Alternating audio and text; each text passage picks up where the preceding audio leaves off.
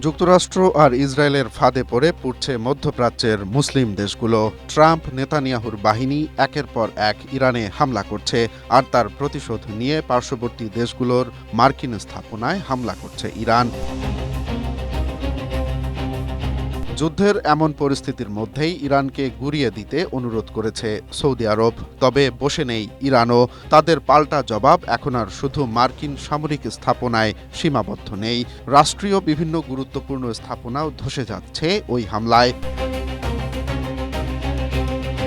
এদিকে সৌদি আরব ছাড়াও কাতার, আরব আমিরাত, ওমান, বাহরাইন সহ কয়েকটি দেশে এখন পড়ছে ইরানের ক্ষেপণাস্ত্র। ফলে মধ্যপ্রাচ্য জুড়ে চরম উত্তেজনায় মুসলিম দেশগুলো নিজেদের মধ্যে যুদ্ধ লেগে যাওয়ার শঙ্কা তৈরি হয়েছে। স্ট্রবেরি সুপার ডটেড ও ক্লাসিক ভ্যারিয়েন্টে সেনসেশন জাগুক শিহরণ।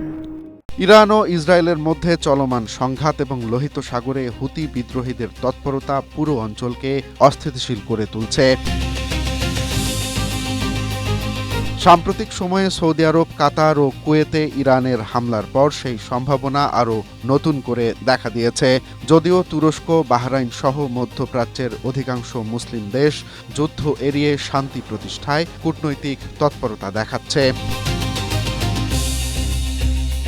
তবে এ সকল দেশে থাকা মার্কিন সেনাঘাঁটি থেকে ইরানে হামলা করা হয়েছে একাধিকবার, যা চলমান সংঘাতকে আরও বেশি করে উস্কে দিচ্ছে। Romance Talukdar, Asia post.